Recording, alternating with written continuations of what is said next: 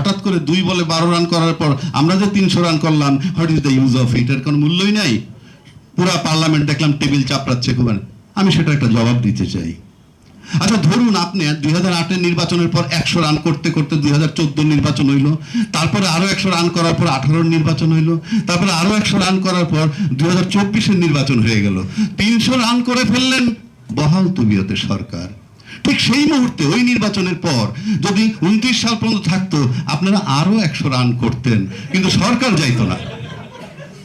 সেই সময় আমরা ক্রিকেট খেলায় দেখেছি এরকম ঘটনা কি, সব শেষে দেখা যায় একজন বলার ব্যাটসম্যান লাস্ট উইকেট হয় 1 বলে 3 রান, 1 বলে 5 রান।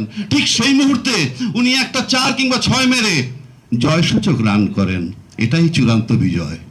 সুতরাং আপনার এই যে রানের কথা বলতেছেন, এগুলো চলে না রে ভাই। এই সমস্ত কথা ঘরে বসে ওই আমরা বিভিন্ন জায়গায় বসে মুখরোচক আলাপ করতে পারি, তারপর চরম বাস্তবতা হইল জয়সূচক রান যে করেছে, বিজয়টা সে ছিনিয়ে নিয়েছে। আসেন ফুটবল খেলা, 90 মিনিটের খেলা, 2টা দল খেলা হচ্ছে, এক দল বলতেছে পুরা মাঠ নিয়ন্ত্রণ করছে একটা দল, এ দল, কিন্তু বি দল 2টা সুযোগ পেয়ে 2টা গোল দিয়ে দিয়েছে, ফাইনাল। কাজী ওই যে গোল দিছে কিংবা রান নিছে, জয়সূচক রান বা জয়সূচক গোল, দ্যাট ইজ ফাইনাল। আপনারা ওই গোলগুলো যদি না হইতো, ওই রানটা যদি না নিত, তাহলে আপনারা এখনো ক্ষমতায় থাকতো আওয়ামী লীগ, এবং আপনারা আগামী 29 সাল পর্যন্ত আরো 100 রান করতেন।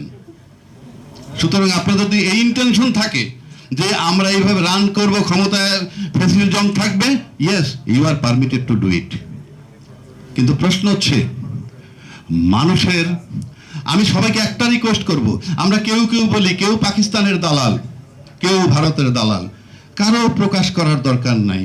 জাস্ট আপনার বিবেককে আপনি প্রশ্ন করেন, আপনি বাংলাদেশি কিনা। যদি আপনি ব্যক্তিগতভাবে কনফার্ম থাকেন যে আপনি বাংলাদেশি, তাহলে আমার কাছে মনে হয় এই কোনো সংস্কারে নিয়ে চিন্তিত হওয়ার কোনো কারণ নাই।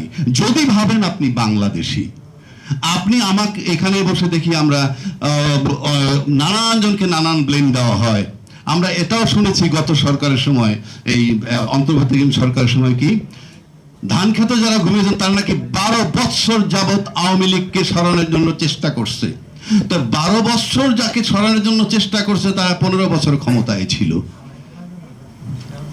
আর একটা অন্তর্বর্তীকালীন সরকার আসছে, তাকে সবাই সহযোগিতা করছে, কিন্তু উনি 18 মাস সুস্থ থাকতে পারেননি। কোন ইন্ডিভিজুয়াল কিন্তু দাবি দেওয়া করে না। আমরা দেখছি অন্তর্বর্তীকালীন সরকার আসার পর 150-200 রকমের আন্দোলন হয়েছে। তাদের দাবি দেওয়াগুলো কি সব পূরণ হয়ে গেছে অন্তর্বর্তীকালীন চলে যাওয়ার পর? এখন আন্দোলনটা কোথায়? একটা আন্দোলন তো দেখতেছি না। আবার আমরা শুরু থেকে দেখতেছি কি, দেশে তেলের সংকট নাই, অথচ আমরা পাম্পে গিয়ে দেখি মানুষের মিছিল। তো যাই হোক, সেই প্রসঙ্গে আমি যাচ্ছি না, সব শেষ করে দিচ্ছি। আমি একটা কথা বলে দিচ্ছি যে আপনাদেরকে ক্লারিফাইড করতে হবে যে জুলাই সনদ বাস্তবায়ন করলে রাষ্ট্রের ক্ষতি কি হয়, বিশ্বের সাথে আমাদের সম্পর্কের ক্ষতি কি হয়, জনগণের ক্ষতি কি হয়, এবং মুক্তিযুদ্ধের চেতনা চলে যায় কিনা, এই সমস্ত বিষয়গুলো যদি ক্লিয়ার করতে পারেন, বুঝাইতে পারেন, আমরা সবাই মিলে বলবো সংস্কার দরকার নাই। আর যদি বিষয়গুলো এরকম হয় যে এই সংস্কার করলে আপনাদের ক্ষমতা কুক্ষিগত করার দায়িত্ব থেকে আপনারা সরে যান, আপনার শেখ হাসিনার মতো 15 বছর ক্ষমতা থাকা নিশ্চিত করতে চান, সেগুলো হবে না, তাহলে মেহেরবানি করে আপনাদেরকে একটা কথাই বলবো, আপনারা বাংলাদেশি হন। আমি নিশ্চিত করে বলতে পারি, যিনি বাংলাদেশি হবেন, যারা বাংলাদেশি হবেন, তাদের এই সংস্কার করার ক্ষেত্রে কোনো আপত্তি থাকবে বলে আমি মনে করি না, আমি বিশ্বাস করি।